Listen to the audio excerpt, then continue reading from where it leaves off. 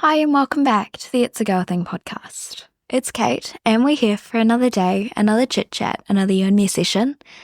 Well, welcome to 2025. This is a new year.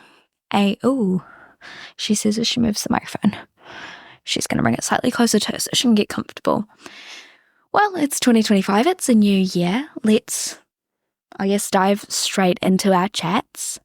Honestly, I feel like I always get so hyped for a new year and a New Year's resolution. And honestly, you cannot. Oh, there's just the toilet making funny sounds. I'm so confused. But you can't tell me you have never come up with a New Year's resolution before, right? So many people are like, this year I'm going to get fit. I'm going to go to the gym. I'm going to do this, that, the other thing. And they come up with this whole list of goals and they come up with their vision boards and they do all these things to become this new version of themselves that it almost becomes unachievable, right? There's only so much a person can do in the name of self-improvement. And I think it's great that people want to improve themselves. Heck, I want to improve myself. But I know that I have this awful tendency to put so much on my plate in one go that it becomes unachievable. So instead of choosing one attainable goal for the whole year and actually having a chance of achieving that, I'll come up with 20. I'll come up with like 4 in each of the different areas of my life, and then that's just kind of what it is. And I'm lucky if I get to the end of the year and complete one goal. So I saw this challenge on YouTube, and I think the woman's name was Kelty O'Connor, I think, or O'Connell, or I'm not quite sure, but I know her first name was Kelty. And she loves a good challenge. She does a whole bunch of challenges. She does things from what does rotting in bed all day for a week look like? I did 50 fitness challenges, and here are the best results from the best ones and what works and what doesn't and what I learned from each one. She does these awesome things, and I love her videos on YouTube. And she did this one where she broke or made 12 new habits in the year. So what she did was she assigned a habit to each of the 12 months. I think the one that I remember most was she wanted to stop drinking several Diet Cokes in a day. So she was going to stop drinking soda. She was going to substitute that for something else. And although she didn't fully get rid of it, by the time she'd built that habit over 1 month, with that being the sole focus, by the time she shifted into other months, she'd already kind of got the habit. So it was already kind of there. It wasn't as hard to avoid. And she did that with 12 different habits across the year. And overall, it sounded like it worked quite well for her. And I thought it might be something that would work well for me and anyone else like me who just takes such a long time to actually go somewhere because they try and do too much. And then they're like, wow, I burnt myself out from doing that. So I'm hoping that with a new year, we can actually work together and come up with 12 habits that we can work through. Well, currently it is the 11th of January as I record this. I am a week late, and you will get 2 episodes this week, I promise. But I am now 11 days into my first habit of the year. So I'm going to tell you a little bit about January's habit, and then we're going to do an overview of what my 12 habits are for the year and why I wanted to do them. And you're welcome to join the challenge. You're welcome to follow along. You're welcome to use some of my habits, create your own. It's all about becoming a better version of ourselves sustainably, because it takes 21 days to make or break a habit. And it's important that we know this and we implement this instead of trying to yo-yo do our habits for a week and then give up, burn out, and my microphone's slowly lowering itself. Hold fire, sir. Let's just... Sorry, I'm really fiddling with my mic today, but it's just not in the right place for me and it's bothering me. I really need to become techie. Maybe that should have been a goal for 2025. Okay, this should work better now. Sorry, team. Things we do when we're just a normal human being and not a techie genius. That's okay. So January's habit is actually about my phone. If you know, at the end of 2024, I was starting to really realize that my scrolling habits had gotten out of hand and had become unhealthy, addictive even, and I wanted to get past that. I wanted to come to a place where I craved spending time off devices and with my family and with nature and just doing things outside of a device screen. So my habit for January is that I have to do a detox off my phone for 1 day a week. However, I do want to stipulate that my idea of a detox on my phone is used as like Google Maps. It can be used to communicate plans with people on text only. Like, or if my mum or dad texts and calls me, I'm expected to respond or reply. Like, I wouldn't just go and text people all day so I can stay on my phone. But like, if I've got plans, I can communicate that on text. But I don't use any other apps. And I'm allowed one check of my phone throughout the day in case there's an important notification, because I keep focus mode on all day. And that like blocks my apps and my notifications, which is great, really helpful, until you're me and paranoid when it gets to 8:30 at night and you're like, I don't actually know if anybody wanted to get a hold of me today. But then I'm like, Kate, if anyone really wanted to get a hold of you, they would have texted or called you.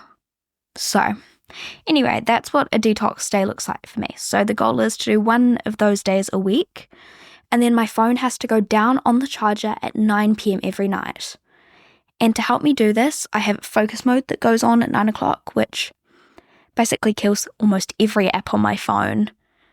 Basically any app that gives me notifications, especially social media, from 9 till 9 each day. And then at 9:30, I have like a grayscale mode that turns on, and it turns my phone on to do not disturb.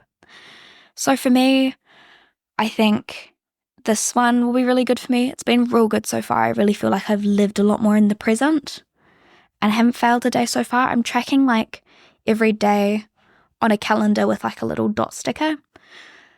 And then I'm like writing my detox days down so I can see like if I miss a day or if I skip a habit, it's not the end of the world. I just don't put a sticker on and it can show me where my little inconsistencies lie. And it shows that even if I didn't do every day, I did the majority, and that's what we're working towards. We're not working towards perfection. We're working towards an achievable lifestyle change and a habit built or broken. So that was my January goal. So I'll do a very quick rundown of each of my other month's goals, and then we'll just have a little chat. So February, I want to control my portion sizes and measure out my food a little bit more. I really struggle with eating very, very quickly and feeling overly full all the time. And I often, whatever I dish up on my plate or whatever somebody dishes up on my plate, regardless of the size, I'll eat it because I don't like to leave food waste instead of eating until I'm satisfied. So in that, my goal is getting used to eating till before I'm full. So I want to just start by putting smaller portions on my plate so that I can still feel like I'm fully cleaning my plate and that there's no waste. And then eventually being comfortable with having a slightly bigger portion and deciding whether or not I want to leave food on my plate. So that's my February goal. My March goal is to move my body 5 times a week. And this sounds like one of those big New Year's resolutions ones, but I've tried to make it an achievable lifestyle change by using the logic that it can be as little as a 10 to 15 minute walk or workout, like just off YouTube, a yoga workout, a stretch, anything moving my body 5 days a week. And it's very important to me that I do this. I've always been quite an active person, and so moving to uni changed that a little bit because I was no longer dancing all the time. So I'm trying to get that activity in a healthy, sustainable way that doesn't force me or burn me out, or like I say with New Year's resolutions, you go and you commit to everything for like a week and then you give up again. So I'm trying to do consistent, healthy habits. April, I want to try and recover my sleep schedule because 2024, I slept the worst I have in my life. And I know sleep is super important for me as a person. I know it's important for everyone, but me especially, I value sleep so much. So my goal is to sleep by 10 p.m. and then be awake by 8 a.m. Obviously, I realize that this long term isn't sustainable, but I think it'll be good for me for like a month. And if I have the occasional sleep in, it's not the end of the world. But as long as I'm asleep by 10 p.m., that's important to me. May, this one is important to me personally because my faith is a huge part of my identity and who I am and what I do. So I want to focus on spending 10 to 15 minutes in prayer daily. I just want to focus on spending more time with God. And I want to say, if you can't think of what to pray for, then just pray for those in your life and the people around you or anyone you think that they need God more in their lives. That can be yourself. You're allowed to ask God for things.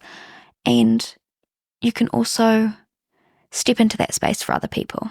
And if you want to know a little bit more about faith or my faith, I'm happy to do more content about that. But I'm really just here to be your safe space, your community, your big sister, your best friend. And I don't want you to ever feel like I'm forcing my faith on you, but it is a huge part of who I am. So I'm always happy to share about it in a way that makes you feel comfortable with knowing that that's what I do, but you don't have to do that for me to love you the same. In June, this is very important for you guys, my goal, release the podcast and 2 videos or 2 posts every week for an entire month. You see, we think this should be easy. But when I was on placement, what did we learn? Kate is an inconsistent queen. So that goal for June is to keep building our little community and stay consistent and give you content every week. So I hope you look forward to that one. July is drinking 2 litres of water daily. A lot of people say you got to drink a gallon, which I think is almost close to 4 litres in New Zealand measurements or metric measurements. And then people here say drink 3 litres a day, and I've tried drinking 3 litres a day and I've never felt so full of water. So I think a healthy amount for me would be drinking about 2 litres a day. So we're going to keep ourselves hydrated and get plenty of water in and be healthy and headache free without feeling like I am a water well. So that's, July. August is another faith-based goal for me, which is read 1 chapter of the Bible daily, even if I don't highlight and study it and take notes. I just want to spend some time in God's Word and get to know my Bible a bit more, learn more, and be encouraged to step into that more, step into that habit, build it, so that going forward I can be a bit more consistent and in depth with it, because I'm not perfect. I really struggle with reading the Bible frequently, daily, weekly, sometimes more than others, and I think it's something I really should be doing. September, I'm going to do no bought takeout or meals, except to celebrate my birthday, because free burger fuel or free dinner is acceptable. I'll just be wise about what I have, but it's just trying to save money. It's trying to be healthy and nourish my body well, and try and not rely on unhealthy food. So that's that one for me. This one, I hope it helps other people. I'm going to compliment someone every day, because you never know what someone's going through. And I want to make somebody's day. I want to make somebody think. I want to encourage other people to pass on that kind of kindness in the world, because I know an unplanned compliment truly, truly means the entire world. November, we're coming back to the screen time goals, because I also know there's a good chance that I will start to fall off any habit that I've built unless I've stayed consistent. So we're going to try and help continue that by having a less overall screen time. I am a huge multitasker, so if you girlies get it, I am somebody who can't do life. I can't study. I can't do anything without music, YouTube, Netflix, something on in the background. My brain needs the extra stimulation. But then I'm also one of the most overstimulated girls I could think about. So tell me how that works. Anyway, I get overstimulated so fast, but I also still feel so blank and empty without it. So I'm trying to break that kind of loop. So I'm basically going to do less multitasking with 2 hours of no screen time. That excludes my laptop for study. So it means I could do 2 hours of study, but it means no other external factors in that time. Or it means I can read my book for a couple of hours. I can go for a walk. Like, it's just encouraging me to do time away from screens. And then finally, December, I want to plan an activity or some time with friends and family each week.